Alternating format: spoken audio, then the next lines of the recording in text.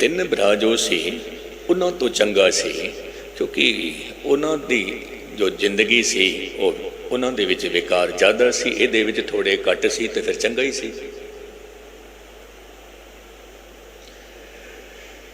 तो इस तरह मैं अर्ज कर रहा सी कि ममता ना होवे तो बच्चा नहीं होवेगा, जे जीवन विच दया ना होवे तो धर्म का बीज अंकुरित नहीं होवेगा। बीज आप जी दे कोल है, सारियां दे कोल है। तो उस हरी दी बंदना कर, उस हरी दी गल सुन तां करके बीज हरा हो जावे, बीज हरा हो जावे। हुण ये जो बीज हरा होवे ये वास्ते आप जी 10 साल भी बंदगी करते हो, 15 साल भी करते हो, 20 साल भी करते हो, पर कदी कदाई आप जी कह देंगे जाने जी गल नहीं बनी। इत्थे मैं किसी संत महापुरुष की गल कमां, आप जी नूं पकड़ विच आ जाए। छोटा जिहा बच्चा अंब की गुठली लैके ते धरती विच दबा दिंदा है। असीं आप भी यही काम करते सी, जदों छोटे छोटे सी ते अंब की गुठली लभदे सी ते फिर जाके अपने घर के आंगन विच ही दबा दिंदे सी। फिर की करना, सवेरे वो गुठली दबाई, 2 घंटे बाद धरती पुट के देखने अंकुरित होई कि नहीं होई। फिर मिट्टी पा देने, 3 घंटे बाद फिर मिट्टी हटाई, फिर गुठली ने देखिया आसे पासे किधर अंकुरित होई नहीं होई, फिर दबा दी। इस तरह 1 महीना गुजर गया, वो गुठली अंकुरित नहीं हुई। कारण की सी? उस गुठली का मिलन ही नहीं होया धरती नाल, तक दिती ही नहीं धरती दी, तुसी वार वार उगाड़ के देखते रहे, वार वार। तो जो बंदगी की गल है, असी की करते हाँ, अज बंदगी की, शाम नूं असी अपने आप नूं कहते हैं कितनी को ताकत आई कि नहीं आई, गल बनी कि नहीं बनी। दूजे दिन फिर बंदगी करते हैं, फिर देखते हैं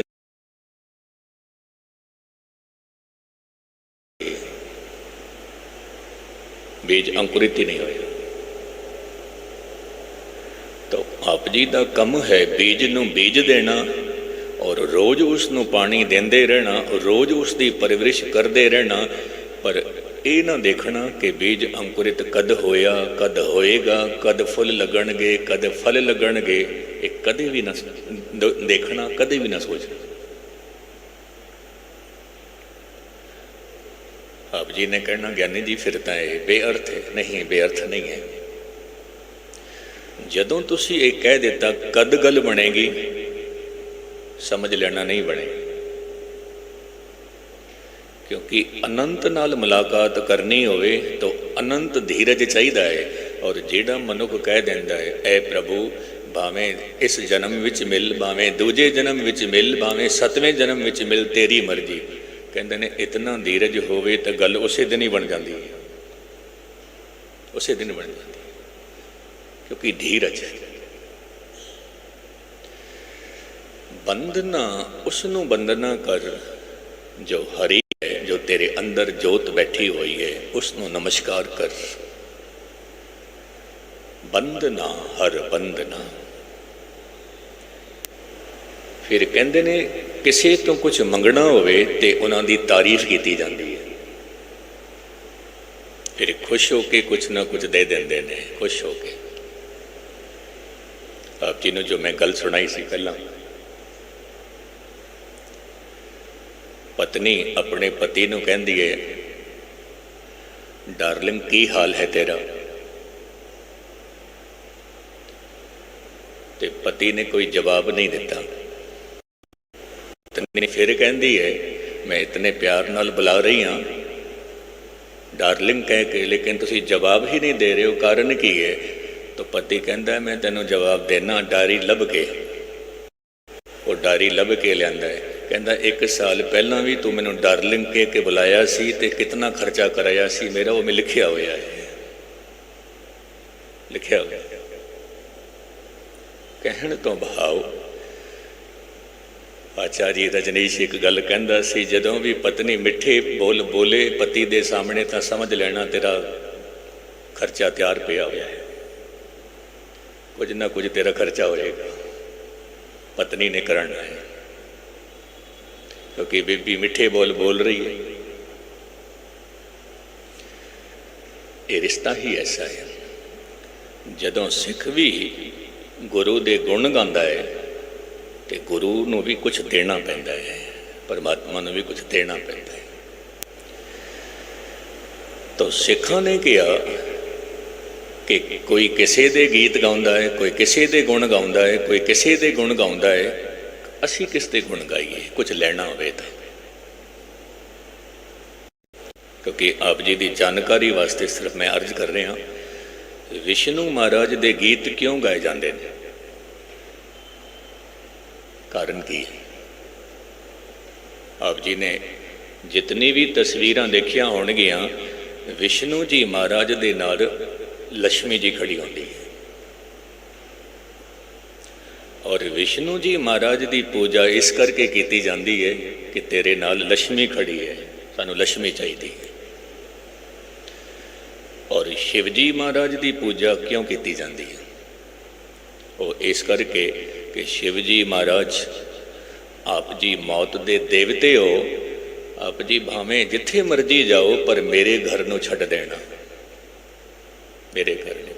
इसे करके शमशान घाट भी शिव जी महाराज की मूर्ति होती। हुण ब्रह्मा की मूर्ति क्यों नहीं है, ब्रह्मा के मंदिर क्यों नहीं है? जितने मंदिर शंकर जी दे, जितने मंदिर विष्णु जी महाराज दे, जितने मंदिर गणेश जी दे, जितने मंदिर काली माता दे, उतने मंदिर ब्रह्मा दे नहीं। कारण इतना ही है कि ब्रह्मा जी तो कोई साडा वास्ता नहीं रहा, क्योंकि सनातन धर्म कहता है सारी सृष्टि नूं बनाउण वाला ब्रह्मा है। कहने लगे आप जी ने तो बना छड्डिया जो बनाना सी, हुण तां आप जी तो कुछ लेना ही नहीं, कुछ आप जी दे ही नहीं सकते, तेनों गा के की करिए। ये हकीकत है। पर गुरु नानक साहिब की विचारधारा की है? कहने लगे एक तो ही सब कुछ पैदा होया, फिर उहदे विच विष्णु जी महाराज, शिव जी महाराज, ब्रह्मा जी महाराज होर एक तो अनेक होए ने, अनेक। हुण जो गुण गाउणे ने परमात्मा दे, परम आत्मा, आत्मा परम आत्मा, हुण इन्हां दोवां विच फर्क की है? कहते ने परमात्मा टोटेलिटी है। जिवें एक गंगा है, एक यमुना है, एक सरस्वती है, ये सारिया नदियां समुद्र विच जाके मिलदियां ने, ये टोटलिटी हो गई। तो परमात्मा टोटलिटी है, इस तो भी किधरे वध है। पर साडे शरीर दे विच जो जोत है उसनों कहंदे हन आत्मा। पर एक गल चेते रखना, आत्मा दा गुण धर्म और परमात्मा दा गुण धर्म इको ही है, ये वखरे वखरे नहीं है, इको ही ने, गुण धर्म इको ही ने। तो जो परमात्मा है, हुण इस्लाम धर्म कहता है कि परमात्मा 7वें आकाश ते बैठा है, इस्लाम धर्म। हुण मैं छोटी जी अर्ज करा, मन लेंदे हाँ वो 7वें आकाश ते बैठा है, तो फिर ये भी मनना पेगा जे 7वें आकाश ते ही बैठा है तो फिर कोई वो मनुख होवेगा, वो देहधारी होवेगा, वो शरीर होवेगा जो केवल ते केवल 7वें आकाश ते। आप जी ने कहना है कि नहीं, परमात्मा मनुख नहीं है, परमात्मा जोत है। तो जोत तो सूरज की एको ही सूरज सानों भी प्रकाश दे रहा है, अमेरिका भी दे रहा है, इंग्लैंड भी दे रहा है, पाकिस्तान भी दे रहा है। तो फिर उस जोत दियां किरणां थां थां ते मौजूद ने।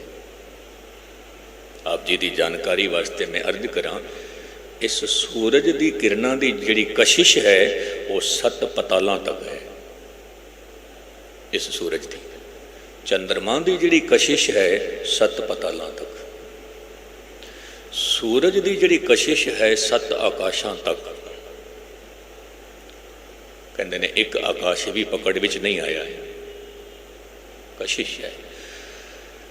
तो परमात्मा एक जोत है, परमात्मा एक लाइट है, और वो जोत अनुभव की जोत है।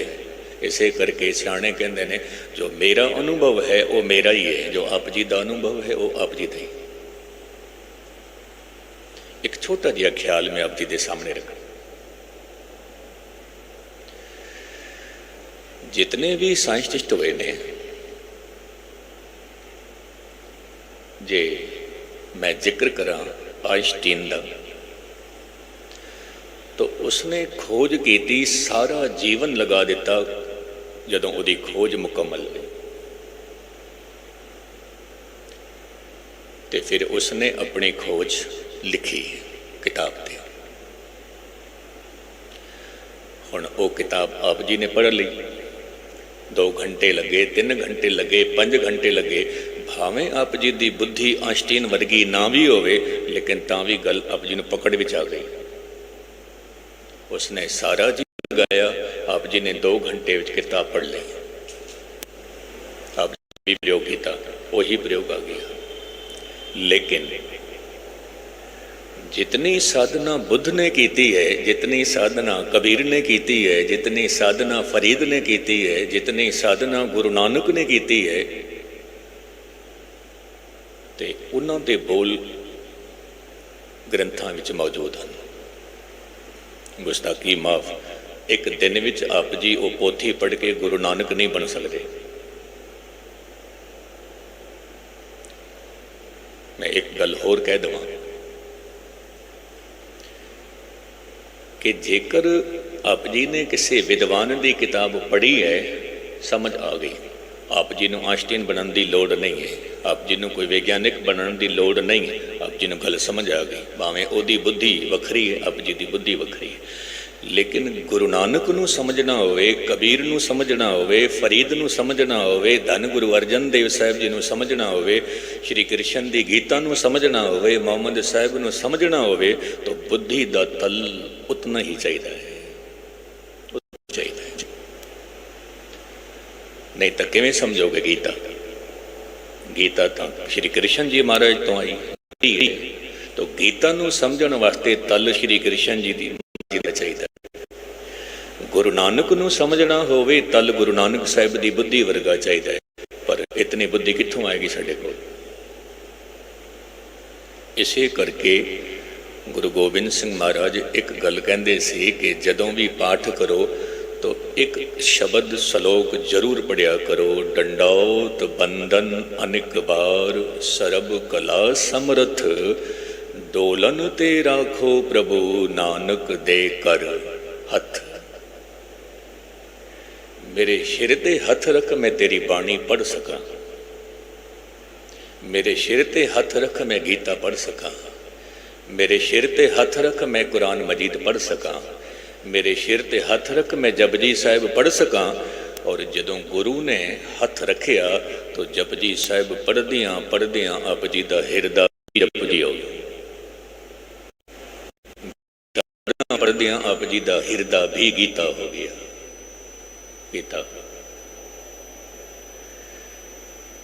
तो इस ढंग दे नाल जो परमात्मा दे गुण गाने ने, क्योंकि परमात्मा जोत है और उस जोत दे गुण केड़े? दया उस जोत का गुण है, धर्म उस जोत का गुण है, निर्भव उस जोत का गुण है, निर्वैर उस जोत का गुण है, अजूनी उस जोत का गुण है, सैभंग उस जोत का गुण है। ये सारे दे सारे गुण हैं, गुण। तो परमात्मा नाम ही गुणा दा है, गुण ही परमात्मा। मुक्तसर मुख दी गल मैं अर्ज करा था, गुण ही परमात्मा है, परमात्मा ही गुण है। श्री कृष्ण जी महाराज एक गल कहते सी, मैं छोटी जी गल कह के समाप्ति करा। अर्जुन कहता है, महाराज असुर और सुर इन्हां दे बारे समझाओ। बहुत वड्डा विस्तार है। इन्हां दो शब्दां ते जे बोलीए तो घट तो घट 10 दिन चाहिए। मैं थोड़े शब्दां विच अर्ज करां।